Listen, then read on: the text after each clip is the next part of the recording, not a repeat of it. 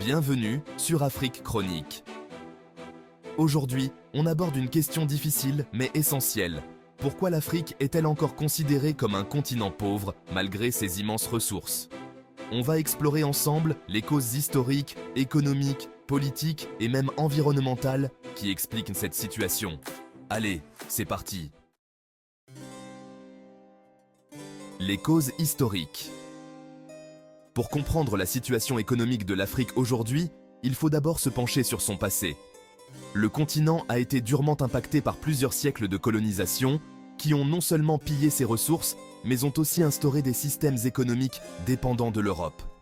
Même après les indépendances, la structure économique de beaucoup de pays africains n'a pas changé, laissant les États avec des économies faibles et souvent vulnérables à l'influence étrangère. Par exemple, les infrastructures créées durant la colonisation servaient principalement à l'exploitation des ressources pour l'Europe, et non au développement interne. Ce manque d'infrastructures locales est encore visible aujourd'hui dans de nombreux pays. La dette et les politiques d'ajustement structurel. Dans les années 80 et 90, de nombreux pays africains ont contracté des dettes énormes. Et les organisations internationales, comme le FMI et la Banque mondiale, ont proposé des plans d'ajustement structurel pour les aider.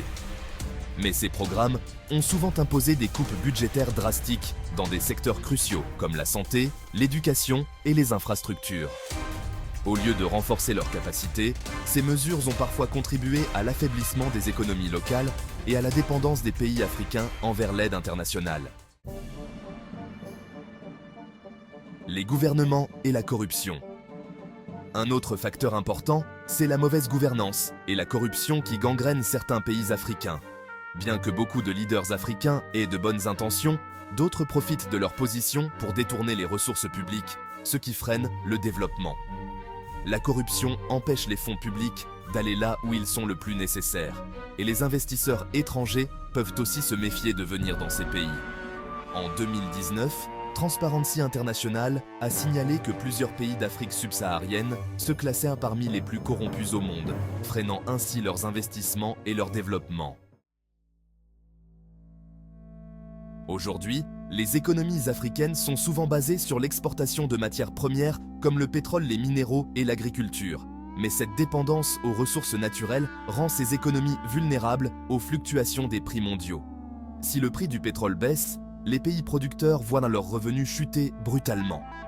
On peut prendre l'exemple de l'Angola, très dépendant du pétrole, qui a souffert d'une crise économique majeure en 2014, lorsque les prix du pétrole ont chuté. L'influence étrangère joue encore un grand rôle dans l'économie africaine. Parfois, des contrats miniers et énergétiques sont passés avec des entreprises étrangères qui ne profitent pas suffisamment aux économies locales. De plus, la Chine, par exemple, investit massivement en Afrique, mais ces investissements ne sont pas toujours gagnants pour les pays africains qui s'endettent. On peut citer l'exemple du port de Hambantota au Sri Lanka, qui est devenu propriété de la Chine après que le pays n'a pas pu rembourser sa dette. Cela sert d'avertissement pour les pays africains. Les changements climatiques affectent de nombreux pays africains de manière disproportionnée.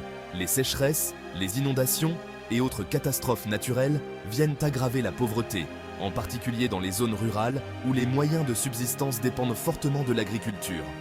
Au Sahel, par exemple, l'avancée du désert impacte des millions de personnes qui vivent de l'agriculture et de l'élevage, forçant même certaines populations à migrer. Alors, pourquoi l'Afrique est-elle encore pauvre ? La réponse est complexe et implique de nombreux facteurs interdépendants, l'histoire, l'économie, la politique et même l'environnement. Mais la bonne nouvelle, c'est que de plus en plus d'initiatives locales et internationales tentent de changer la donne, et de nombreux jeunes Africains se mobilisent pour créer un avenir plus prospère.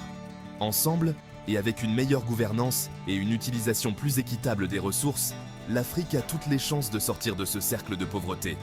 Si vous voulez en savoir plus sur les dynamiques économiques, politiques et sociales en Afrique, abonnez-vous à Afrique Chronique et partagez cette vidéo pour ouvrir le débat.